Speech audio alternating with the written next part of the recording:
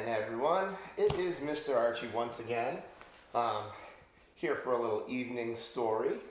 The last couple stories I've read have been a little more serious, so I wanted to get a silly one in today, or tonight rather.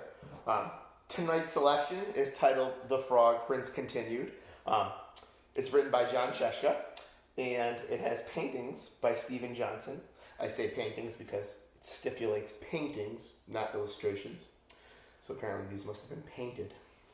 So, I like this story. It's a funny story. It kind of has a few different old tales kind of intertwined together. So follow me as we hear about the Frog Prince continued. All right, let's get into it.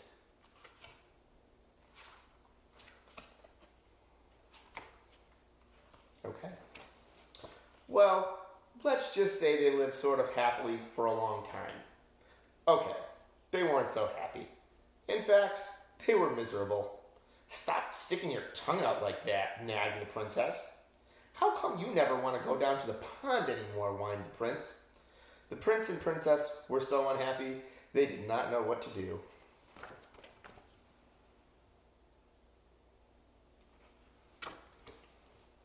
I was asking myself, am I holding the pictures long enough for the video? And then I realized it's a video. They can pause the picture and look at it as long as they want.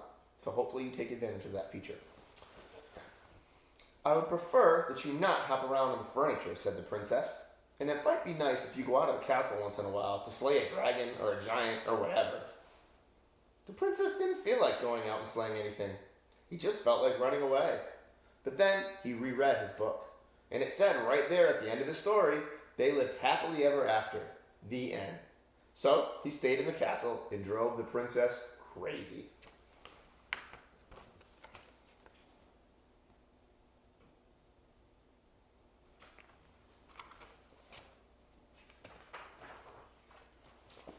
Then one day, the princess threw a perfectly awful fit.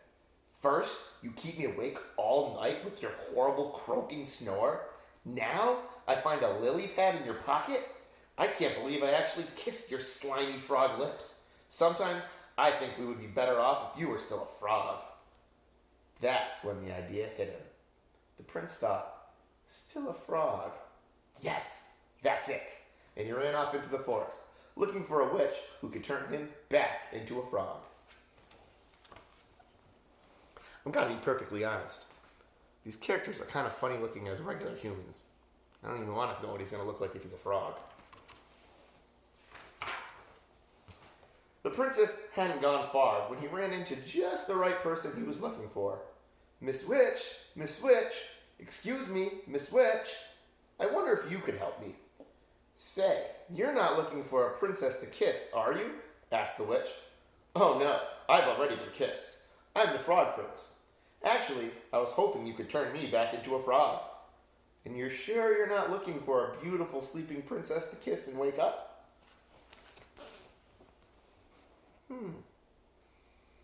Sounds kind of familiar.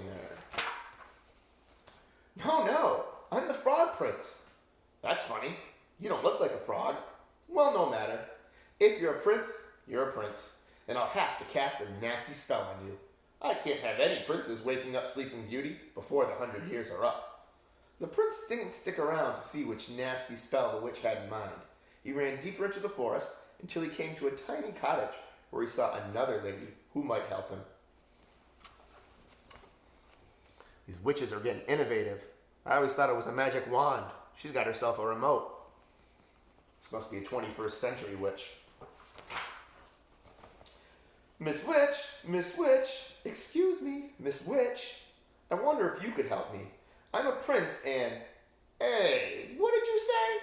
Prince? Croaked the witch. No, yes. No. I'm not the prince looking for Sleeping Beauty. But yes, I am the Frog Prince. And I'm looking for a member of your profession who could turn me back into a frog so I can live happily ever after.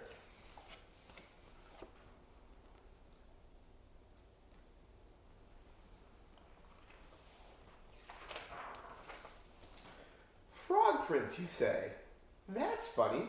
I thought frogs were little green guys with webbed feet. Well, no matter. If you're a prince, you're a prince, and I can't have any princes rescuing Snow White. Here, eat the rest of this apple.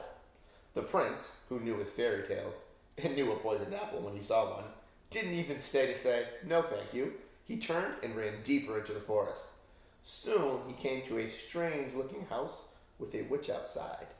I gotta show you what this apple looks like before we turn the page, because it is disgusting.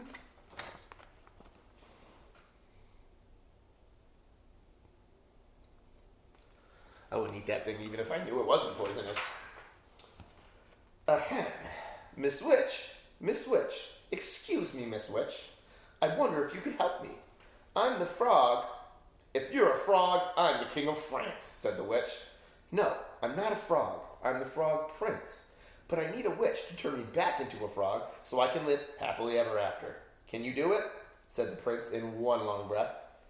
The witch eyed the prince and licked her rather plump lips. Why, of course, dearie. Come right in. Maybe I can fit you in for lunch.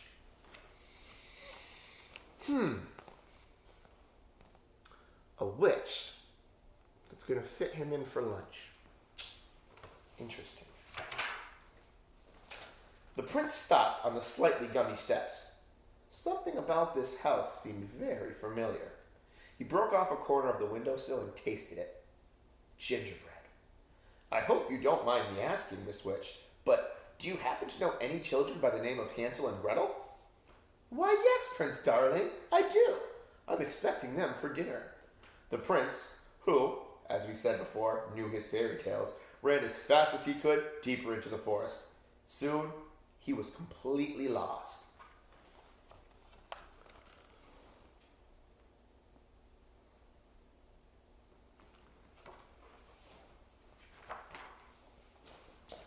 He saw someone standing next to a tree. The prince walked up to her, hoping she wasn't a witch, for he'd quite had his fill of witches. Madame, I am the frog prince. Could you help me? Gosh, do you need it? Said the fairy godmother. You're the worst looking frog I've ever seen. I'm going to reread that line because I read it with the wrong inflection. She actually says, Gosh, do you need it? Said the fairy godmother. You are the worst looking frog I've ever seen. I'm not a frog. I'm the frog prince, said the prince, getting a little annoyed. And I need someone to turn me back into a frog so I can live happily ever after. Well, I'm on my way to see a girl in the village about going to a ball, but I suppose I could give it a try. I've never done frogs before, you know. And with that, the fairy godmother waved her magic wand and turned the prince into a beautiful... This is the time where you can yell out loud what you're going to guess this prince is going to get turned into. I'll give you a hint. It's not a babushka. Those of you that watch the other story. A carriage! The prince could not believe his rotten luck. The sun went down, the forest got spookier, and the prince became more and more frightened. And here we see, if you look closely, you'll notice that that carriage, in fact, is the frog prince.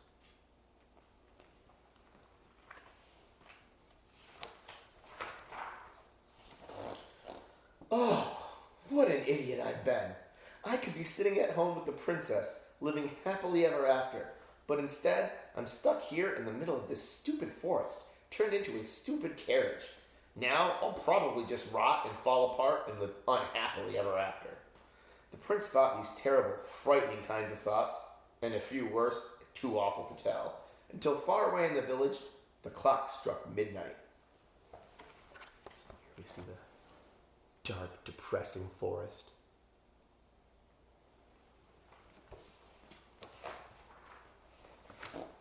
The carriage instantly turned back into his former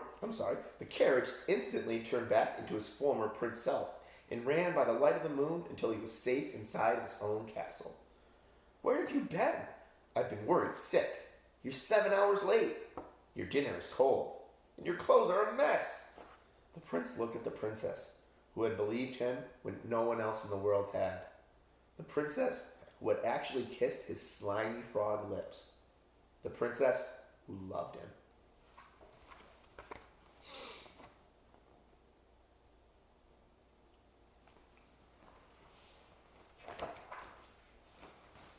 The prince kissed the princess.